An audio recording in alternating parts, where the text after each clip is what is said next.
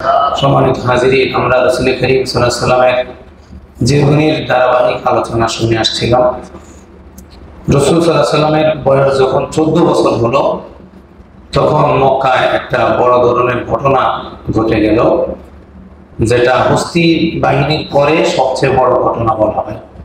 সেটা হলো হারবুল ফিজার, ফিজার যুদ্ধ। ফিজার মানে পা, সত্য থেকে চ্যুত হওয়া।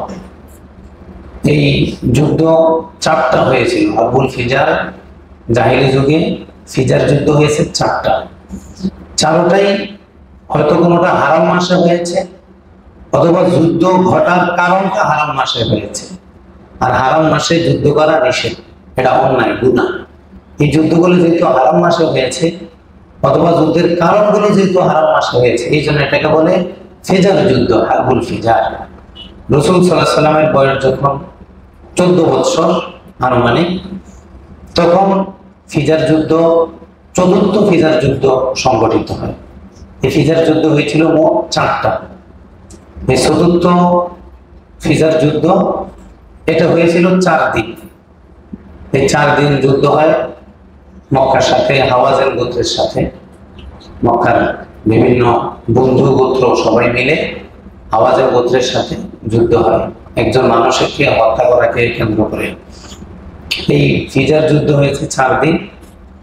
রাসূল সাল্লাল্লাহু আলাইহি ওয়াসাল্লাম 14 বছরের বালক, তাকে তার চাচারা বললেন, তুমি আমাদের সাথে থাকলে যুদ্ধে বিজয় হয়, এজন্য তুমি আমাদের সাথে থাকবা, লা তাগিবান্না, তুমি আমাদের থেকে আলাদা হবা। তারপরে নবীজি একদিন যুদ্ধে ছিলেন। 14 বছরের ছেলে, সে তো আর যোদ্ধা না। আর রাসূল সাল্লাল্লাহু আলাইহি ওয়াসাল্লাম ওই যুদ্ধে অংশগ্রহণ করেছেন যোদ্ধা হিসাবে। সেখানে নবীজি নিজেই বলেছেন যে আমি ফিজার যুদ্ধে আমার চাচাদের তীর আগায় দিতাম, তীর অস্ত্র এগুলো আগায় দিয়েছি। কিন্তু সরাসরি নবীজি ওই যুদ্ধে বিরোধী দলের মোকাবেলায় অবতীর্ণ হন নাই, কারণ এই ধরনের যুদ্ধগুলো মূলত জাহিলি যুদ্ধ। আবার সব চাচা এখানে আসছে, তাদের অনুরোধে তাকে আসতে হয়েছে। আবার নবীজি থাকলে তাদের যুদ্ধের সুবিধা হয়, এই চাচাদের অনুরোধে তিনি এসেছেন, কিন্তু সরাসরি যুদ্ধে লিপ্ত হন নাই। তিনি তীর ধনুক এগুলা চাচাদেরকে কুড়াইয়ে দিতেন, আগায় দিতেন, এতটুকুই সামান্য একটু অংশগ্রহণ করেছেন। তারপরে নবীজি পরে বলেছেন, আমার জীবনের ওই অংশগ্রহণটা না হলে আমার জন্য আরো ভালো হতো, কারণ এগুলো তো আসলে ধর্মযুদ্ধ, এগুলো হয় গোত্রের লড়াই, বিভিন্ন ভিন্ন চিন্তাকে কেন্দ্র করে। এই ফিজার যুদ্ধটা এতই ভয়াবহ, এতই ঐতিহাসিক যে হস্তি বাহিনীর পরে এই 4র্থ ফিজার যুদ্ধটা ছিল আরবের ইতিহাসে অনেক বড় একটা স্মরণীয় যুদ্ধ। এরপরে রাসূল সাল্লাল্লাহু আলাইহি ওয়াসাল্লামের পরবর্তী বয়স 20 বছরের কাছাকাছি যখন, তখন ফুদাইল নামে 3জন ব্যক্তি একটা সংগঠন কায়েম করল। 3 জনের মধ্যে 2 জনের নাম হলো ফুদাইল, আর একজনের নাম হলো মুফাদ্দাল।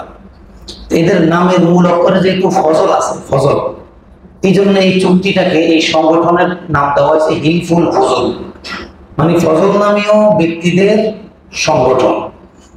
তাহলে ফুদাইল নামে ছিল 2 জন, আর মুফাদ্দাল নামে ছিল 1 জন। প্রত্যেকের নামের মূল অক্ষর হলো ফজল, এই কারণে এটাকে বলা হয় হিলফুল ফজল।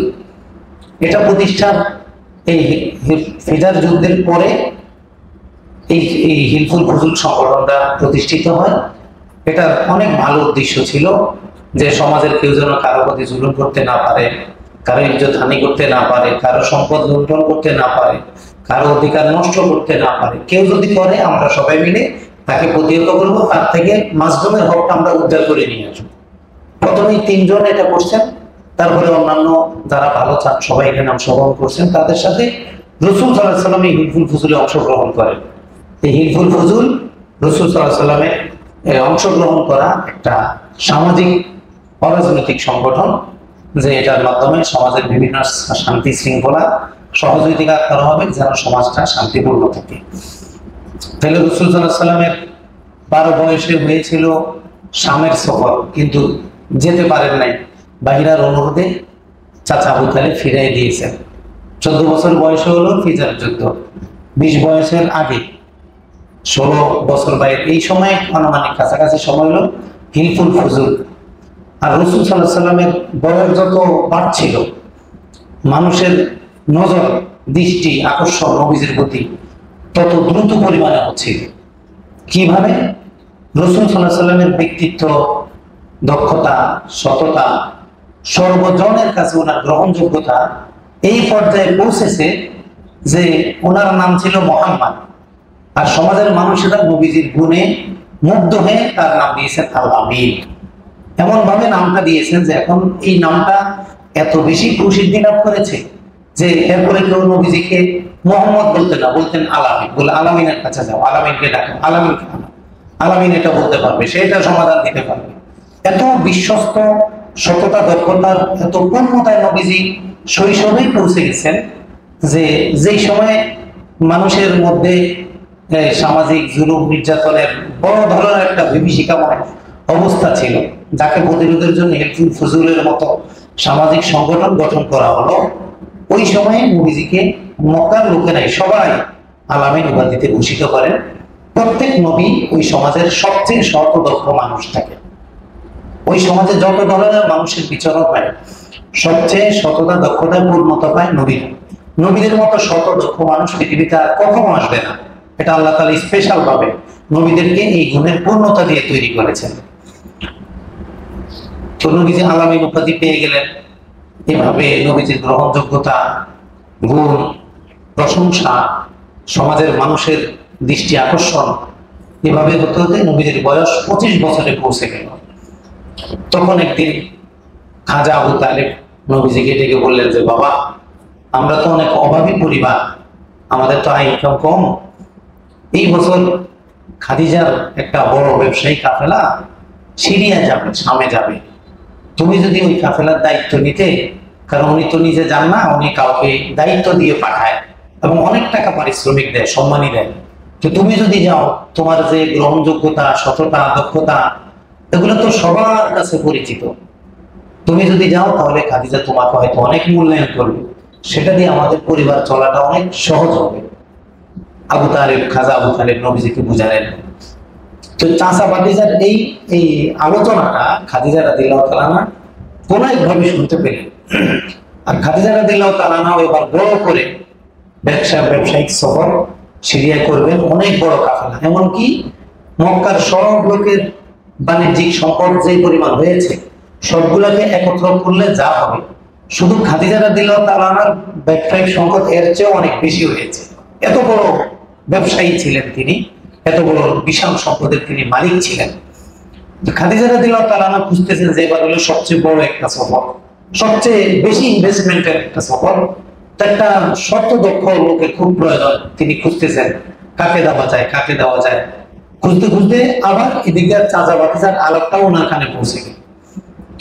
এর আগেই তো নবীজি আলামিন হয়ে গেলেন, তার সততা, দক্ষতার প্রশংসা পুরো এলাকা জুড়ে সয়লাভ হলো, সবার কানে কানে মুখে মুখে পৌঁছে গেল। তখন খাদিজা রাদিয়াল্লাহু তাআলা আনহা প্রস্তাব পাঠালেন ব্যবসায়ী সফরের নেতৃত্ব দায়িত্ব নেওয়ার জন্য। তিনি পাঠালেন যে এই প্রস্তাব দিয়ে যে আপনি যদি আমার ব্যবসায়ী কাফেলার দায়িত্ব নেন, তাহলে আমি অন্য লোককে যা দিই আমি আপনাকে ডাবল দিব। অন্যকে যে বেতন দিব আপনাকে কি দেবো? ডাবল দিব। কারণ অন্য লোকের ব্যবসা নবীজির ব্যবসা তো একরকম হবে না। ইনি তো সৎ, ইনি তো দক্ষ, ইনি অনেক লাভ করে, তো বেশি লাভ করে আনতে পারলে তাকে যদি বেশি দেওয়া হয় তাহলে সমস্যা নেই, সম্পদের লস নেই। খাদিজা রাদিয়াল্লাহু তাআলা আনহা তিনি রাসূল সাল্লাল্লাহু আলাইহি সাল্লামকে প্রস্তাব দিলেন। নবীজি আবার চাচা জানের সাথে কথা বললেন যে চাচা আমাকে তো এটা বলছে, আপনি যেটা বলছেন উনিও এটা বলছে, তো ঠিক আছে আলহামদুলিল্লাহ, খুব ভালো কথা। আমি তো এটাই চাইছিলাম যে তুমি এই ব্যবসায়ী কাফেলার দায়িত্ব নাও। তখন চাচার অনুমতিতে নবীজি সাল্লাল্লাহু আলাইহি সাল্লাম খাদিজাতুল কুবরা রাদিয়াল্লাহু তাআলা আনহা এই ব্যবসায়ী কাফেলার দায়িত্ব নিলেন।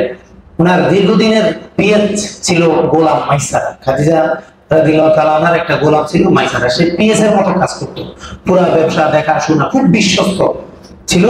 তাকে খুব ভালোভাবে উচিত করে দিলেন যে মুহাম্মদ সাল্লাল্লাহু আলাইহি সাল্লাম যে কথা বলে সেটাই শোনা, যে সিদ্ধান্ত দেয় সেটাই তোমরা মেনে নিবা।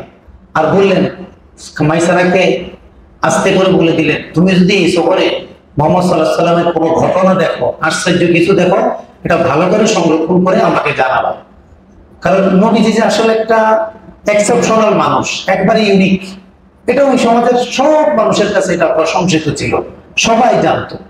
যার কারণে খাদিজা রাদিয়াল্লাহু তাআলা আনহা তিনি তো একজন বিদুষী মহিলা, একে তো মেধাবী, আবার অনেক সম্পদশালী। তিনি তার এর আগে দুইজন স্বামী ছিল, দুজনের ইন্তেকাল করেছে, আবু মালা আর হলো আতিক। এই দুইজন ওনার স্বামী ছিলেন আগে, দুজন ইন্তেকাল করেছে। এরপরে তিনি দীর্ঘদিন একাই বসবাস করছিলেন। দুই স্বামীর পরিত্যক্ত সম্পদের মালিকানা, নিজের সম্পদের মালিকানা সব মিলে তিনি বড়, সবচেয়ে শিল্পপতি ছিলেন, মক্কার সবচেয়ে বড় শিল্পপতি ছিলেন। তার মতো ধনী অন্য কেউ ছিল না। ওনার এই একাকিত্বের সময়ে অনেক অনেক প্রশংসা খাদিজা রাদিয়াল্লাহু তাআলা। জাহেলি যুগে যেখানে নারীদের কোনো সম্মানবোধ ছিল না, মানুষের কোনো নিশ্চয়তা ছিল না, ওই সমাজেও খাদিজা রাদিয়াল্লাহু তাআলাকে তাহেরা হিসাবে ওই সমাজের সবাই জানতো। এবং ওনার ব্যক্তিত্ব এত বেশি ছিল যে মক্কার কোন লোক, কোন দুষ্ট লোক তার দিকে দুষ্ট নজরে তাকানোর দুঃসাহস কখনো করেনি, এত ব্যক্তিত্ব সম্পন্ন মহিলা ছিলেন। তিনি মাইসারাকে বললেন, তুমি যদি এই সফরে বিশেষ কিছু দেখো মুহাম্মদ সাল্লাল্লাহু আলাইহি সাল্লামের, তাহলে এটা কিন্তু আমাকে জানাবা। সফর বের হয়ে গেল, সবাই প্রস্তুত, বাহন প্রস্তুত, সহকারীরা প্রস্তুত। মক্কার কাফেলার সাথে খাদিজা রাদিয়াল্লাহু তাআলা ব্যবসায়ী কাফেলা, সবচেয়ে বড় কাফেলা। কাফেলার বেশর দিকে ওনার সম্পদ। ওনারা সিরিয়ার উদ্দেশ্যে রওনা দিলেন। সিরিয়ায় পৌঁছানো অনেক আগে বসরা শহর পড়ে, বসরা শহর। বসরা শহরের রোডে পথে আগে একজন পাদ্রী ছিলেন বাহিরা, এরপরে আরেকজন পাদ্রী ছিলেন, তার নাম হলো নাস্তুরা। নাম কি? নাস্তুরা, নাস্তুরা পাদ্রী। এই নাস্তুরা পাদ্রী বসরা শহরের কাছাকাছি ছিলেন। তো মাইসারা তিনি তার পুরো বাহিনী নিয়ে নবীজি সাল্লাল্লাহু আলাইহি সাল্লামের নেতৃত্বে যাচ্ছেন। তো নাস্তুরা পাদ্রী সে তার গির্জায় বসা, রাসূল সাল্লাল্লাহু আলাইহি সাল্লামের পুরা কাফেলা ওখানে ওই পাদ্রীর গির্জার কাছে একটা জৈতুন গাছ ছিল। জৈতুন গাছ বেশি দিন বাঁচে, যে প্রায় 3000 বছরের মতো এটা এক একটা জৈতুন গাছ, একবারে মরা জৈতুন গাছ, ডালপালা মরা, পাতা নাই, কিচ্ছু নাই, এমন একটা গাছ তার গির্জার পাশে ছিল। তো সবাই তো একটা সফর বিরতি দিল, তো রাসূল সাল্লাল্লাহু আলাইহি সাল্লাম ওই বিরতিতে ওই গাছের গোড়ায় গিয়ে বসলেন। বসার সাথে সাথে নাস্তুরা ওখান থেকে বের হয়ে আসছে। বের হয়ে এসে মাইসারাকে জিজ্ঞাসা করলেন, মাইসারাকে আগ থেকে চিনতেন, কারণ তারা সবসময় এই রাস্তায়, এই রোডে তারা যাতায়াত করে, ব্যবসায়ী কাফেলা পরিচালনা করে, এজন্য আগ থেকে মাইসারার সাথে সবার একটা ভালো সম্পর্ক ছিল। তো নাস্তুরা এসে মাইসারাকে জিজ্ঞাসা করলেন, ইনি কে? বললেন, ইনি আমাদের কুরাইশ বংশের একজন লোক। পরে নাস্তুরা মাইসারাকে বললেন, দেখো ইনি কিন্তু নবী। কিভাবে?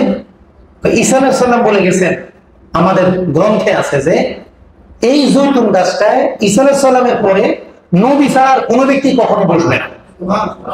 উনি যেহেতু বসছেন তাইলে উনি নবী। এটা তারপরে মাইসারাকে জিজ্ঞাসা করলেন, আচ্ছা ওনার চোখ কি হালকা লাল বর্ণের, হালকা লালচে চোখ? বলে, হ্যাঁ, ওনার এই লালিমা তো সবসময় থাকে। তাহলে আমি নিশ্চিত উনি নবী। এবার নাস্তুরা আস্তে করে নবীজির কাছে আসলেন, নবীজিকে ভালো করে চেক করলেন, চেহারা, চুল, হাত পা। কাছে এসে যখন শিওর হলেন, তখন নাস্তুরা এই পাগড়ি এসে রাসূল সাল্লাল্লাহু আলাইহি সাল্লামের মাথা মোবারকে চুম্বন করলেন, নবীজির কদম মোবারকে চুম্বন করলেন। আমরা কদম বুসি করি, আর আগে পায়ে চুম্বন হইতো। সাহাবায়ে কেরামদের থেকে সাহাবীরা নবীজির পায়ে চুম্বন করতেন। এখন আমাদের আউলিয়া কেরাম এখানে একটা সচেতনতা অবলম্বন করছে যে মানুষ তো চুম্বন করবে না, সেজদা করবে, এটা বোকা মানুষ ভুল করতে পারে। এই জন্য আউলিয়া কেরাম বললেন, না, তোমরা পায়ে চুমা দেওয়া দরকার নাই, তোমরা পায়ে কদম বুসি করো, হাত রেখে বুকে লাগাবা, মুখে লাগাবা, এটা হলো কদম বুসি। কদম মোসা, পা মোসা, হ্যাঁ, কদম মুসি করলো। তাহলে নাস্তুরা কি কদম মুসি করছিল না কদমে চুম্বন করছিল? কদমে চুম্বন করছিল। তো কদমে চুম্বন করছে। এরপরে বললেন যে আমি আমান্তু বিল্লাহ, আমি সাক্ষ্য দিচ্ছি আপনি আল্লাহর রাসূল, আমি আপনার প্রতি ঈমান এনেছি। নবুয়তের যতগুলো আলামত সবগুলো আমি মিলাতে পেরেছি, একটা আলামত ব্যতী রেখে। আপনি যদি আপনার কাঁধটা একটু আমাকে দেখতে দিতেন। তখন নবীজি দেখতে দিয়েছেন, যে দেখেন। তো নাস্তুরা পাদ্রী নবীজি সাল্লাল্লাহু আলাইহি ওয়াসাল্লাম পিছনে এসে কাঁধের এই জায়গায় কি ছিল মনে আছে? মোহরে নবুয়ত ছিল না, মুহাম্মদ রাসূল আল্লাহ, এটা মোহরে নবুয়ত, এটা লেখা ছিল একবারে চামড়ার উপরে খোদাই করা উঁচা। তো নাস্তুরা পিছনে এসে দেখলেন যে এই জায়গাটা নূরে মুনাওয়ার হয়ে ঝলমল করতেছে। তিনি সাথে সাথে এখানে একটা চুম্বন করলেন, বললেন আমি নিশ্চিত, আমি এক আশহাদু আল্লা ইলাহা ইল্লাল্লাহ ওয়া আশহাদু আন্নাকা রাসূলুল্লাহ, আমি এক আল্লাহর ঘোষণা দিচ্ছি এবং এই ঘোষণাও দিচ্ছি আপনি আল্লাহর রাসূল। নাসতুরা নবীজির প্রতি ঈমান আনলেন। এখন কি নবুয়ত প্রকাশ পেয়েছে? নবুয়তের 15 বছর আগের ঘটনা এটা।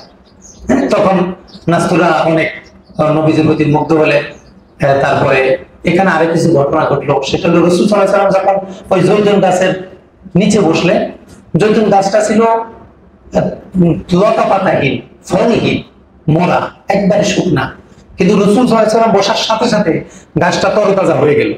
নিমিষে নিমিষে গাছের শাখা প্রশাখা, লতা পাতা গজাতে শুরু করলো, পুরা গাছটা সবুজ শ্যামলে ভরে গেল এবং সাথে সাথে ফল ধরলো, ফল ধরে আবার পাকাও শুরু হলো। এবং রাসূল সাল্লাল্লাহু আলাইহি ওয়াসাল্লাম গাছের যেই পাশে বসছিলেন, জৈতুন গাছের সবগুলো ঢাল একত্র ওই পাশে ঝুঁকে পড়ে নবীজিকে ছায়াদান করছিল। আর নাসতুরা তার গির্জা বসে দেখছিল যে মেঘমালা নবীজির মাথার উপরে ছায়া দিচ্ছে। তার আসমানি কিতাব থেকে এটা জানতো যে শেষ নবী সফরে আসবে, এই গাছে বসবে, গাছে ফল হবে, পাতা হবে, সবুজ শ্যামল হবে, গাছের ডালগুলো ঝুঁকে যাবে এবং তাকে মেঘমালা অথবা ফেরেশতারা ছায়া দিয়ে দিয়ে তাকে আনবে। সবগুলা নাসতুরা পাদ্রীগুলা মিল পেয়ে নবীজির প্রতি ঈমান আনবে। নবীজি ব্যবসায়িক কাজের সামনে এগিয়ে গেলেন, খুব ভালো কেনাকাটা, বস্তা একটা কেনাকাটা করলেন, এরপরে শিয়ারের উদ্দেশ্যে রওনা দিলেন। অনেক লাভ, কারণ সততা দক্ষতা থাকলে তো যে কোনো কাজে বরকত হয়, কোনো একটা না থাকলে কিন্তু আর বরকত পাওয়া যায় না। দুটোটা থাকতে হবে, সততা এবং দক্ষতা। তো নবীজি সাল্লাল্লাহু আলাইহি ওয়াসাল্লাম দুটোটা গুণে পূর্ণ ছিল। এই জন্য নবীজি যখন ব্যবসা শুরু করলেন, সম্পদ বিক্রি করলেন, আর কিছু মাল কিনলেন, আবার বিক্রি করলেন, আবার ওই বাজার থেকে কিনলেন, পুরো কাফেলাকে সাজিয়ে আবার শিয়ারের উদ্দেশ্যে রওনা দিলেন।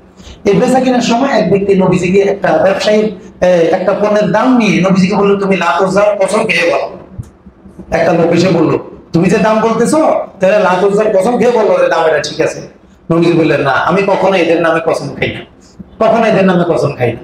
তখন ওই লোকটা আসতে মাইসারার কাছে গেল, যাই বললো, শোনো, ইনি কিন্তু নবী হবেন, ইনি কিন্তু নবী হবেন, আখেরি জামানার নবী হবেন। আমাদের আলেমরা, আমাদের খ্রিস্টান ধর্মের আলেমরা, তারা কিতাবাদি পড়ে যে ধরনের সেবক গুণ বর্ণনা করেছেন, সবগুলো গুণ আমি তার মধ্যে দেখতে পাচ্ছি। তো মাইসারা কিন্তু এগুলো সব সংরক্ষণ করতেছে। নাসতুরা কি বলে মেঘমালা ছায়া দিচ্ছে, আবার এই ব্যক্তি কি বললো লাতুজার কসমকে নবীজি অস্বীকার করলেন, সব সংরক্ষণ করতেছে। বিপুল পরিমাণে লাভ হলো। এই সফরের মধ্যে আরেকটা ঘটনা ঘটলো যে খাদিজা রাদিয়াল্লাহু তাআলার কাফেলার মধ্যে দুইটা উট হঠাৎ একটু অসুস্থ হয়ে গেল। তো অন্যান্য গতির সাথে এই দুইটা উট গতি মিলাইতে পারতেছে না। মাইসারা এই কারণে একটু পিছনে পড়ে গেলেন, সবার পিছনে পড়ে গেলেন। নবীজিকে জানানো হলো যে দুইটা উট অসুস্থ হয়ে গেছে, পিছনে পড়ে গেছে। নবীজি এসে উটগুলার যে খুর আছে, খুরের মধ্যে একটু ছোঁয়া দিয়ে দিলেন, একটু মুছকে দিয়ে দিলেন, সাথে সাথে এমন সুস্থ হয়ে গেলে উটগুলো সবার আগে চলে গেছে। হ্যাঁ, রাসূল সাল্লাল্লাহু আলাইহি ওয়াসাল্লামের মর্যাদা কত ভাবে আল্লাহ তাআলা স্পষ্ট করে দিলেন সমাজের মধ্যে। ওগুলা পুরা একবারে সুস্থ হয়ে দিব্যি অন্যান্য উটে আরো ক্ষিপ্র গতিতে চলা শুরু করলো। এভাবে মাইসারা পুরা কাফেলা বুঝায় রাসূল সাল্লাল্লাহু আলাইহি ওয়াসাল্লামের নেতৃত্বে চলে আসতেছে। ব্যবসা কাফেলা খুব ভালোভাবে চলে আসলো। আর মাইসারা মন্তব্য করলেন, আমি জীবনে যত ব্যবসা করেছি, যত ব্যবসায়ী কাফেলার ব্যবসার হিসাব নিকাশ করেছি, এবারের মতো বেশি লাভের ব্যবসা আমি জীবনে চোখে দেখি নাই। নবীজির সততা দক্ষতা এতটাই পূর্ণতা ছিল, এত বেশি লাভ আর কখনো হয়নি। এইভাবে মাইসারা পিছনে, নবীজির সামনে, যেহেতু পুরো কাফেলার এই মূল জিম্মাদার নবীজি, আবার খাদিজা রাদিয়াল্লাহু তাআলার পক্ষ থেকে পিএস এর কাজ মাইসারা করতে হয়, তিনি পিছন থেকে সব গুছিয়ে নিয়ে আসতেছেন। তো আস্তে আস্তে নবীজি কিছুটা আগে মক্কায় চলে আসছেন বাহিনী নিয়ে। মাইসারা একটু পিছনে সব কাঁচায় কুচায়, একজন থাকতে হয় না, বড় কাফেলা, পিছনে কেউ রয়ে গেল কিনা, পড়ে গেল কিনা, এগুলা দেখে মাইসারা আস্তে ধীরে আসতেছে। ওই সময় খাদিজা রাদিয়াল্লাহু তাআলা অন্যের একটা পক্ষে ছিলেন, তার বান্ধবীদেরকে নিয়ে কথা বলতেছেন। ওই সময় খাদিজা রাদিয়াল্লাহু তাআলা দেখলেন যে ওনার একটা কাফেলা আসতেছে মক্কার দিকে, কিন্তু উপরে দুইজন ফেরেশতা কাকে যেন ছায়াদান করতেছে। ফেরেশতা অথবা মেঘবালা, বিভিন্ন রায়, দুইজন ফেরেশতা ছায়াদান করতেছে। উনি বান্ধবীকে, দেখো দেখো ওই যে দুজন ফেরেশতা কিভাবে ছায়াদান করতেছে। হ্যাঁ, সবাই আশ্চর্য হয়ে কাকে যেন ছায়াদান করতেছে। তো সামনে তো মুহাম্মদ সাল্লাল্লাহু আলাইহি ওয়াসাল্লাম, তো উনি বুঝছেন, সবাই বুঝছে যে এটা মুহাম্মদ সাল্লাল্লাহু আলাইহি ওয়াসাল্লামকে ছায়াদান করতেছে। কারণ এই এলাকায় যদি আজব কিছু ঘটে তো মুহাম্মদকে নিয়ে ঘটবে, এবং ঘটালো আরেকটা নাই মক্কায়, তাকে নিয়ে কিছু ঘটবে। এজন্য সবাই দেখলো যে রাসূল সাল্লাল্লাহু আলাইহি ওয়াসাল্লামকে ফেরেশতা ছায়াদান করতেছে। এভাবে নবী মহরে নবুয়তের ঘটনা, হ্যাঁ, তার পায়ে চুম্বন করার ঘটনা সব বললেন। বলার পরে খাদিজা রাদিয়াল্লাহু তাআলা চিন্তা করলেন এগুলো কি আসলে, এমন কেন, এত একটা লোককে গিরে এত কেন ফেরেশতা ছায়া দেয়, মেঘে ছায়া দেয়, তারপরে পাদ্রী কদম বুঝে পায়ে চুম্বন করে, এগুলো কেন হচ্ছে, আমি একটু এগুলো যাচাই করি। তখন খাদিজা রাদিয়াল্লাহু তাআলা আমার চাচাতো ভাই ছিলেন আসমানি কিতাবের বিশেষজ্ঞ ওরাকা ইবনে নওফল। ওরাকা ইবনে নওফল রাদিয়াল্লাহু তাআলা আনহু তিনি অনেক বড় আলেম ছিলেন এবং অনেক সৎ ছিলেন, দ্বীনে হানিফের অনুসারী ছিলেন। খাদিজা রাদিয়াল্লাহু তাআলা এই সবগুলোর কথাটি বুঝে চাচাতো ভাই ওরাকা ইবনে নওফলের কাছে গেলেন যে ভাই দেখো আসলে এই মুহাম্মদকে নিয়ে এই ঘটনাগুলো হচ্ছে, তাকে এইভাবে পাদ্রীরা রিসিভ করছে, সম্মান করছে, আসলে বিষয়টা কি আমরা তো ওইভাবে বুঝতেছি না। তখন ওরাকা ইবনে নওফল বললেন তুমি যা যা বলেছ তা যদি সত্য হয় নিশ্চিত তিনি আখিরে জামানার নবী। আমরা আসমানি কিতাব পড়ে আমরা এটা জানি, আমরা অপেক্ষায় আছি, এখন আখিরি জামানার নবীর প্রকাশের সময় হয়েছে। তুমি যা বলেছো আর আমরা যা পড়েছি জেনেছি, তোমার বলা আর আমাদের জানা সম্পূর্ণ মিলে গেছে। ইনি হবে আখিরি জামানার নবী, ইনার মাধ্যমে ইসলাম প্রতিষ্ঠিত হবে, পুরো পৃথিবীকে আল্লাহ শিরক বেদাত মুক্ত করে তাওহীদের প্রতিষ্ঠা আল্লাহ এই পৃথিবীকে উনার মাধ্যমে করবে। এটা শোনার পরে খাদিজা রাদিয়াল্লাহু তাআলা আরো ব্যাকুল হয়ে গেলেন। হ্যাঁ, এত মর্যাদা, মুহাম্মদের এত মর্যাদা, এমনি তো আলামিন, এমনি তো সৎ, এমনি তো দক্ষ, এমনি তো ওনার গুণের কোনো অভাব নাই, আবার শুনলো যে আখিরি জামানার নবী হবে এই ব্যক্তি। তখন তো খাদিজা রাদিয়াল্লাহু তাআলার মনের মধ্যে মুহাম্মদ সাল্লাল্লাহু আলাইহি ওয়াসাল্লামের সাথে সংসার করার একটা তীব্র আগ্রহ জেগে উঠলো। এর আগে খাদিজা রাদিয়াল্লাহু তাআলা দুইজন স্বামী যে মারা গেল, দুইজন স্বামীর মৃত্যুর পর থেকে এই 40 বছর, তখন খাদিজা রাদিয়াল্লাহু তাআলার বয়স কত? 40। এই 40 বছর পর্যন্ত অনেক শিল্পপতি প্রস্তাব দিয়েছিল বিয়ের জন্য, উনি অস্বীকার করছেন। মক্কার অনেক ধনাঢ্য ব্যক্তির সন্তানের জন্য প্রস্তাব দিয়েছিল, ছেলের জন্য, তিনি অস্বীকার করছেন। অর্থাৎ ওনার যে ব্যক্তিত্ব, ওনার যে বংশীয় লেয়ার মর্যাদা, এটা উনি কাউকে ওইভাবে পছন্দ করতে পারতেন না, এই জন্য উনি একা একাই থাকতেন। ওনার সততা এই পরিমাণ প্রভাবিত হয়েছে যে ওই সমাজের লোকেরা খাদিজা রাদিয়াল্লাহু তাআলাকে কি বলতো? তাহেরা। কি বলতো? আর নবীজিকে কি বলতো? আলামিন। তাহলে দুইজন কিন্তু দুইজনে সমাজের প্রসিদ্ধি লাভ করেছে। এখন খাদিজা রাদিয়াল্লাহু তাআলার মনে তো খুব আশা যে আমি যদি এই যে লোকটাকে বিয়ে করতে পারি তাহলে আমি তো শেষ নবীর স্ত্রী হতে পারবো, আমার তো অনেক মর্যাদা হবে। এখন ওনার মনে কয়েকটা সমস্যা। এক নম্বর সমস্যা হলো আমার বয়স 40 আর ওনার বয়স হলো 25। একটা 25 বছরের যুবক 40 বছরের মেয়ের সাথে বিবাহ বন্ধনে আবদ্ধ হবে? কিন্তু আমি যে ধরনের লোক খুঁজি এই যোগ্যতা তো মুহাম্মদ ছাড়ার কারোর মধ্যে নেই। এখন কি করা যায়? এদিকে ওনার সাথে সংসারের তীব্র আগ্রহ, আবার এদিকে বয়সের কোনো মিল নাই, এটা একটা অসম বিবাহের মতো দেখা যায়। তখন তিনি প্রথমে একটা বুদ্ধি করলেন যে ওনার এক বান্ধবীর নাম ছিল হইল সাফিনা, নবীজিরও আত্মীয়, ওনারও বান্ধবী, উভয় পক্ষের আত্মীয়। সাফিনাকে দিয়ে নবীজির বড় বাপটা একটু টেস্ট করাইলেন আসলে ওনার এখন বিয়ে শাদীর আগ্রহ আছে কিনা, বা আদৌ এই বয়সের এই লেয়ারে উনি আসবেন কিনা। কারণ অভিভাবকরা গিয়ে যদি আবার ফেরত আসে তাহলে তো একটা মানিজ্যতের সমস্যা, উনি তো একটা ব্যক্তিত্ব সম্পন্ন মহিলা। এই জন্য উনি বুদ্ধি করে সাবিনাকে পাঠালেন। সাবিনা যেহেতু উনি নবীর আত্মীয়, তো বললেন যে তুমি একটু যাইয়া ওনাকে বলো যে উনি উনি আমার সাথে বিবাহ বন্ধনে আবদ্ধ হবেন কিনা, ওনার ব্যক্তিগত মতটা কি, এটা সামাজিক ভাবে না, শুধু ব্যক্তিগত মতটা জানার জন্য। এরপরে উনি অভিভাবকের মাধ্যমে যোগাযোগ করাবেন। কত বড় বুদ্ধিমতী মহিলা দেখেন। তখন সাবিনা এসে বললেন মুহাম্মদ তুমি কি বিয়ে করবে না? না আসলে তো আমি ভাবি নাই, মানে বিয়ে করার কথা আমি ভাবি নাই বা মনে করি না, স্বাভাবিকভাবে চলতে দিয়ে থাকতেছি। আমাকে কি বিয়ে করবে? আমার চাচা গরিব, আমার নাই বাবা, আমার নাই টাকা পয়সা ধন সম্পদ, আমাকে তো বিয়ে করার মতো তো আমার বোধহয় তো কেউ থাকবে না। তাহলে তো অসহায়ের কাছে কেউ কি বিয়ে করে? স্যার বললেন না, তোমার বিয়ে শাদী খরচ টরচ এগুলা সব হবে, এগুলা কোনো সমস্যা নেই। কারণ তোমার মানে একজন মহিলা আছে যে আসলে তোমার স্তরের, সেও সমাজের একজন ভালো মহিলা, সবার কাছে পরিচিত। নবীজি বললেন সে কে? সাবিনা বললেন খাদিজা। ওই কি খাদিজার মতো? আমি ওনার মাত্র সদ্য কর্মচারী ছিলাম, আমি মাত্র ওনার কর্মচারী। কয়েক মাস আগে আমি ওনার কর্মচারী হয়ে সিরিয়া থেকে ব্যবসা করে আসলাম, একজন মালিক কি কর্মচারীর সাথে? তিনি বললেন এটা কি সম্ভব হবে? উনি কি এটা করবে? আচ্ছা সেটা আমার দায়িত্ব, সেটা তো তোমার দেখার বিষয় না। তিনি যদি করেন তোমার মতামত কি? তিনি যদি রাজি হন তাহলে তো সেটা তো হইতে পারে। তাহলে দেখলেন যে ব্যক্তিগতভাবে তিনি এই ধরনের অসম বিবাহে নারাজ না, উনি মেনে নিবেন। খাদিজা রাদিয়াল্লাহু যখন শিউর হলেন, তখন খাদিজা রাদিয়াল্লাহু আব্বাজান তখন জীবিত ছিলেন না, তিনি ফিজার যুদ্ধের আগেই মারা গেছেন। তখন খাদিজা রাদিয়াল্লাহু চাচা জীবিত ছিলেন। হ্যাঁ, চাচাকে বললেন যে চাচা এই অনেকে তো আমাকে বিয়ের প্রস্তাব দিয়েছে, তবে কারোটা ব্যক্তিত্ব চরিত্র আমার ওইভাবে পছন্দ না, তবে এই লোকটা আমার খুব পছন্দ, আপনি যদি আমার পক্ষ থেকে অভিভাবকত্ব করতেন তাহলে বোধহয় সুন্দর হয়। তখন তখন খাদিজা রাদিয়াল্লাহু তাআলার চাচা তিনি এটার দায়িত্ব নিলেন, আর রাসূল সাল্লাল্লাহু আলাইহি ওয়াসাল্লামের পক্ষ থেকে দায়িত্ব নিলেন নবীজির চাচা আবু তালিব। আবু তালিব এবং খাদিজা রাদিয়াল্লাহু তাআলার চাচা দুইজনে মিলে এই বিয়ের আয়োজন করলেন। প্রস্তাব হলো, চাচার পক্ষ থেকে প্রস্তাব আসলো, আবু তালিব আবার নবীজির চাচা, তার থেকে দেখা দেয় কথা হলো, আদান প্রদান হলো। খাদিজা রাদিয়াল্লাহু তাআলা মহা খুশি যে আমি শেষ নবীর স্ত্রী হব।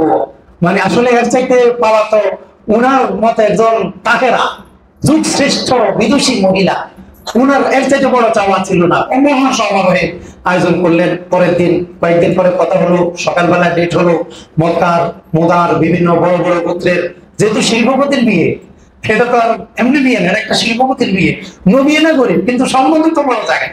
এজন্য খাদিজা রাদিয়াল্লাহু তাআলা আয়োজনের দায়িত্ব তিনি আয়োজন করলেন, বিশাল আয়োজন করলেন, মহা সমারোহে খাওয়া দাওয়া হলো। আর খাজা আবু তালেব তিনি খুতবা দিলেন। খুতবার মধ্যে নবীজির শান সেবত বর্ণনা করলেন এই ভাষায় যে পৃথিবীর সব মানুষকে যদি আমার ভাতিজার তুলনা দেওয়া হয়, আমার ভাতিজাই প্রাধান্য পাবে, যদিও আমার ভাতিজার সম্পদ নাই। খাজা আবু তালেব এটা স্পষ্ট করলেন, যদিও আমার ভাতিজার সম্পদ নাই, হ্যাঁ আমার ভাতিজা অনেক মর্যাদাবান, যার সাথে বিবাহ হচ্ছে তিনিও অনেক মর্যাদাবান। একটা সুন্দর খুতবা দিয়ে দিলেন, বিবাহ হয়ে গেল। এই 25 বছর বয়সে রাসূল সাল্লাল্লাহু আলাইহি ওয়াসাল্লামের সিরিয়ার দ্বিতীয় সফর থেকে কয়েক মাস হওয়ার পরে খাদিজা রাদিয়াল্লাহু তাআলার সাথে বিবাহ বন্ধনে আবদ্ধ হলেন এবং খাদিজা রাদিয়াল্লাহু তাআলার সাথে নবীজি সাল্লাল্লাহু আলাইহি ওয়াসাল্লামের এই সংসার শুরু হলো 25 বছর বয়সে।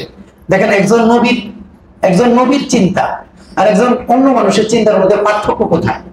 আমরা তো সবসময় নিজের সুবিধাটা দেখি, নিজের সুবিধা, কিন্তু রাসূল সাল্লাল্লাহু আলাইহি ওয়াসাল্লাম জীবনের প্রথম বিয়ে, উনি হলো কুরাইশের সবচেয়ে মর্যাদাবান পুরুষ, সবচেয়ে দামি পুরুষ, সবচেয়ে সম্ভ্রান্ত মানুষটা তিনি। সেই মানুষটা একটা 40 বছরের মহিলার সাথে আবদ্ধ হতে ইতস্ত করলেন না। কেন? কারণ সে তাহেরা। এই জন্য আমরা আমাদের ছেলে মেয়েদেরকে বিয়ে দিই কি দেখে? আমরা তো দেই হলো টাকা দেখে। ছেলে যদি বিদেশ থাকে সম্বন্ধের অভাব নাই।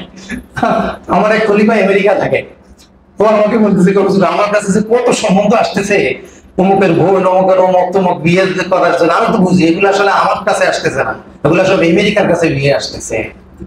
কারণ আমি আমেরিকা থাকি, ছেলে আমেরিকা থাকে, মানে তো কিসের অভাব বলেন? এখন আমাদের বিবাহের মূলনীতি হয়ে গেছে কি টাকা পয়সা। ওই ছেলের বাবা দেখে মেয়ের বাবা কি আছে, দোকান ব্যবসা বাণিজ্য টাকা পয়সা কি আছে, মেয়ের বাপ দেখে ছেলের কি আছে, ঘর বাড়ি কি আছে। এখন সব হলো পুঁজিবাদের প্রভাব, এগুলো পুঁজিবাদের প্রভাব। আমরা আলেম, গায়রে আলেম, স্যার, কেরানি, দপ্তরি, প্রিন্সিপাল, হুজুর, শায়েখ সব এখন পুঁজিবাদের পেটের ভিতরে আমরা ঢুকে গেছি। একটা ছেলে দিনদারিতা আছে কিনা এটা দেখে পরে, আগে দেখে ঘর দরজা সুন্দর কিনা, ব্যাংক ব্যালেন্স কেমন আসে, চাকরি করে খাওয়াইতে পারবে কিনা।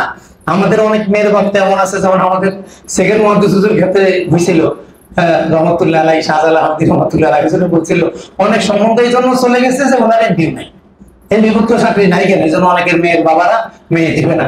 ফলে তো আল্লাহ তাআলা হুজুরের চাকরি হলো সুন্দর হয়েছে। হ্যাঁ, তো এখন আমাদের বিবাহগুলা কেমন হইতেছে দেখেন। আর নবীজির চিন্তাটা কেমন ছিল?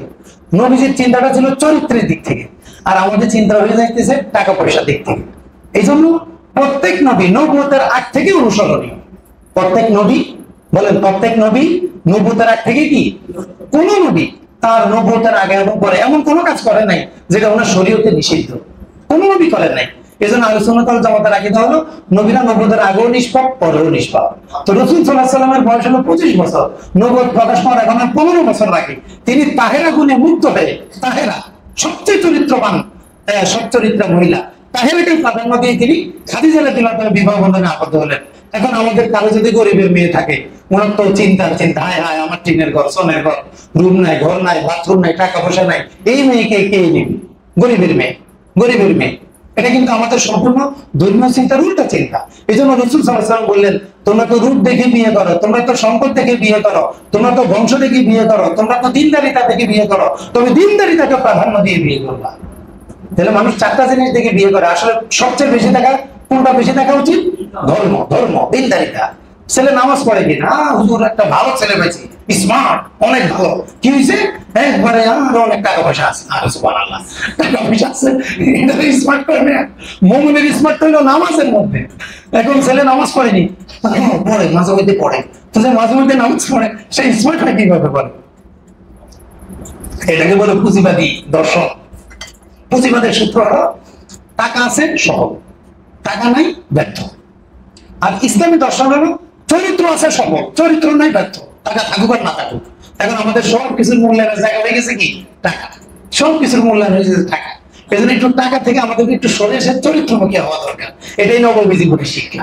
তাহলে রাসূল সাল্লাল্লাহু আলাইহি ওয়াসাল্লাম 25 বছর বয়সে সিরিয়ায় দ্বিতীয় সফর, নবুয়তের বিভিন্ন আলামত প্রকাশ, খাদিজা রাদিয়াল্লাহু তাআলা আনহার সাথে বিবাহ, আর খাজা আবু তালেব খুতবা দিলেন, বিবাহ পড়ালেন, চমৎকার ভাবে অনুষ্ঠান হলো। এখান থেকে নবীজি বৈবাহিক জীবন শুরু হলো।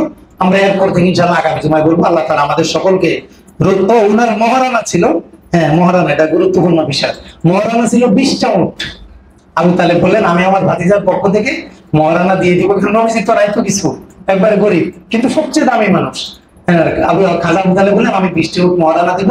অন্যরা 500 দিরহামের কথাও আছে। তখন ঐতিহাসিকগণ মুহাদ্দিসিনে কেরাম বলেছেন যে মূলত মহারানা ছিল 500 দিরহাম, খুশি হয়ে আরো 20টা উট দিছে। এর মহারানা করে বৃদ্ধি করা যায়, এটা সমস্যা নাই। তো এইভাবে বিয়ে হলো। আল্লাহ তাআলা আমাদেরকে রাসূল সাল্লাল্লাহু আলাইহি ওয়াসাল্লামের জীবনী শুনে শুনে নবীজির খাঁটি উম্মত হওয়ার সুন্নাত মানার মাধ্যমে তৌফিক দান করুক। আমিন।